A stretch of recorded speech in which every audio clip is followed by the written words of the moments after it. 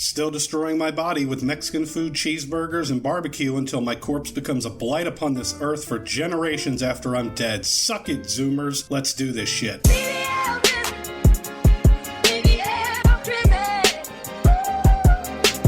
In a previous video, I referred to restaurants that are only found on ordering apps, which are just corporate restaurant chains like Chili's or Applebee's, disguised as locally owned businesses to trick unsuspecting consumers into thinking they aren't getting Chili's or Applebee's. When I saw Belly Buster Burgers, I 1001% thought this was one of them, but it turns out they're actually owned by Horton's Express, a gas station that just opened up here last year, with Belly Buster located in the convenience store. Now, opening a burger spot here is like opening a sand store in the middle of the desert. So how does Belly Buster Burgers stack up against the likes of Dave's, Freddy's, and Burgers, Pies, and Anime Thighs?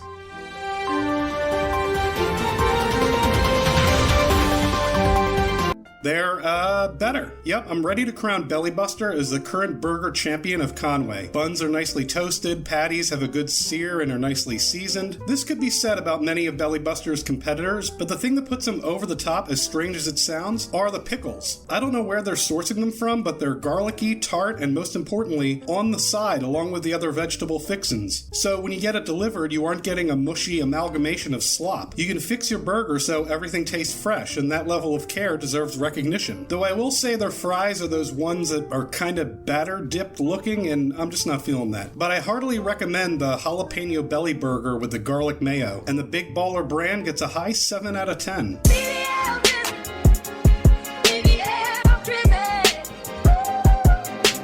El Kiche, which sounds like a drug cartel boss whose name elicits fear wherever it's uttered, is a...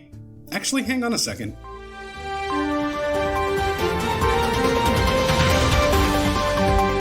Okay, apparently Kiche refers to a people from the pre-Columbian Mayan era that are indigenous to Guatemala. Yes, I take this shit seriously enough to do research. I checked El Kimchi's social media and hey, look at that, a Guatemalan flag. I'd never had Guatemalan food before, so I'm interested to check out the native cuisine of this small country that shares a border with Mexico. Okay, what have you got for me, Guatemala? Ah, yes, it seems traditional Guatemalan fare consists of tacos, burritos, quesadillas, and nachos. Now, I'm not knocking El Kiche. They've set up shop in a town with no less than 3 colleges, so having food like this for drunk and or stoned college kids that's easy on the wallet is pretty smart. I don't know what in the name of Quetzalcoatl possessed me to do this, but I ordered the chorizo cheese fries, a traditional Guatemalan delicacy, and seeing how cheap it was, I assumed it wouldn't be a very large order, so I added 1 chicken and 1 carnitas taco to round out the order. But oh lord, how wrong I was, because when I lifted the bag, it was heavier than a collapsing neutron star. Okay, let's see what the college kids are digging into these days. I started with the tacos and at first glance they seemed pretty legit. 2 corn tortillas, 1 for structural support, fresh toppings, decent salsa, and then I reached the meats and realized they might actually be made with sawdust. But hey, it's a $2 taco. I tucked into the box of chorizo cheese fries, which weighed roughly as much as a Toyota Yaris. Now, their fries are swimming in a pool of queso sauce and covered in greasy chorizo, so I expected them to be soggy, but these didn't seem like they had once been fried. They were more like boiled potato wedges. Still tasty, but I'm thorough. After a few bites, the thought running through my mind was, holy crap, all this for $7? What a deal. But by the 10th bite, the thought running through my mind was, holy crap, I'm seriously gonna die. This is something that 20-year-old me would absolutely smash. But as I made my way through the jungle of potato, pork fat, and cheese, I could actually feel the hand of death closing its grip around my throat. If you're a college student, eat this stuff while you can afford to, both in terms of your wallet and your health. But my old decrepit ass is giving El Kiche a respectable 6 out of 10. What is happening? I've reviewed Taco Bell here on the channel before, but they unveiled their new Cantina menu, and they seem like they're really proud of it. The way a small child is proud of getting half a dump into the training toilet. So, like my mother did to me, let's crush their spirit. Why don't you love me, Mom? I'm going to summarize Taco Bell's new Cantina menu for those that are on the fence about spending money there. They made a couple new sauces. That's it. It's all of the exact same shit. Only now you can have it with avocado salsa verde and pico de gallo. They boast about going all in on chicken, but they already had chicken, and if you didn't know, know, chicken pretty much always tastes the same. Also, this news article from a newsroom is really funny because it's on Taco Bell's website, and Taco Bell referring to itself in the third person is downright hilarious to me. But whatever your opinion of Taco Bell was before, the Cantina menu shouldn't really change anything. So I'm giving it a Taco Bell out of 10.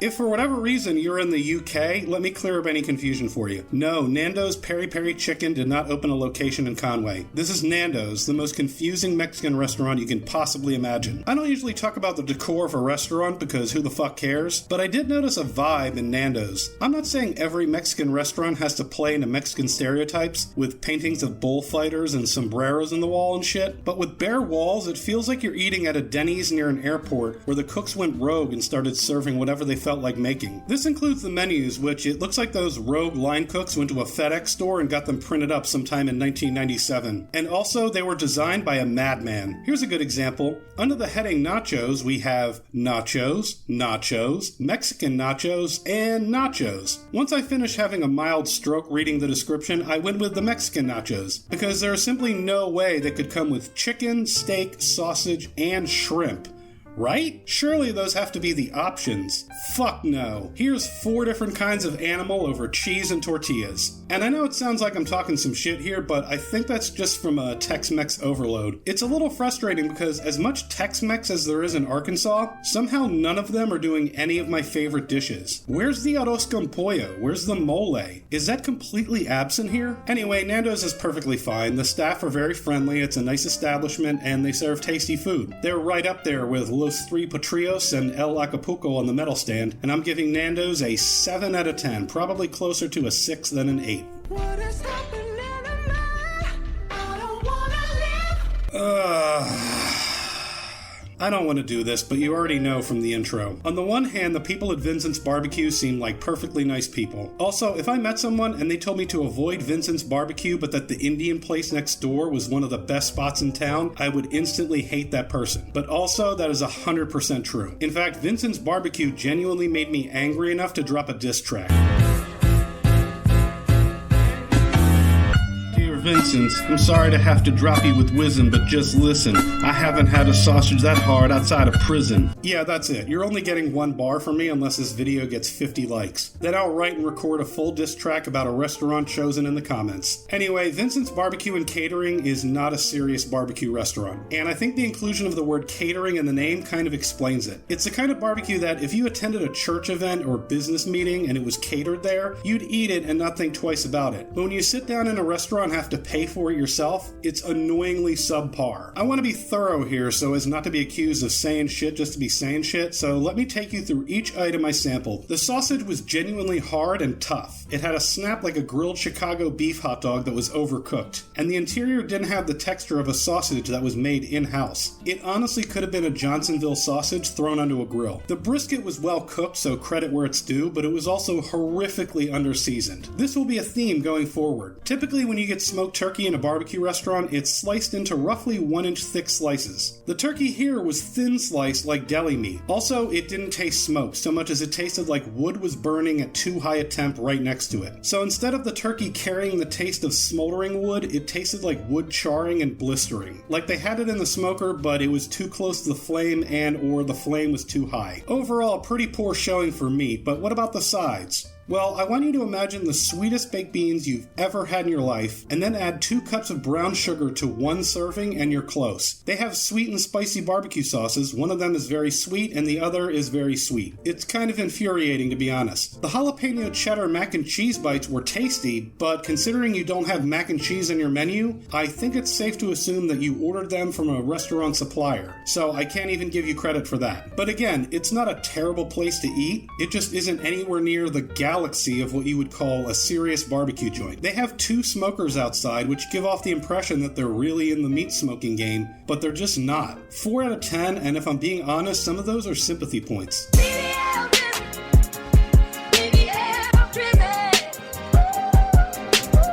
Okay, let's end on a positive note. Someone suggested eat my catfish, and I thanked them for it. Can't say I ever ate a ton of catfish growing up, but whenever I had it and it wasn't fried, it was like an anime mud demon face-fucked me against my will. Okay, let's end on a positive note. When everyone started losing their minds over Popeye's chicken sandwich a few years ago, I was just confused because I was an OG Popeyes fan for one reason: the po' boy. The po' boy is easily in the S tier of sandwiches, so when I looked at EMC's menu, the catfish po' boy called out to me. I got it, along with an order of hush puppies, and what the hell, let's try one of those fried pies I keep hearing about, and holy shit! The most important ingredient in any sandwich is the bread, and E=MC did not disappoint. It was actually like a smaller baguette, but the best part was that the firecracker sauce wasn't overly sweet. It had the tang from some vinegar and horseradish, which complemented the catfish perfectly. No one in the world hates hush puppies, so you know those are always good, and the coconut fried pie was decent. Could have used more coconut, but overall, this was balls deep in Flavor Town, and I can't wait to sample Eat My Catface again. 8 out of 10.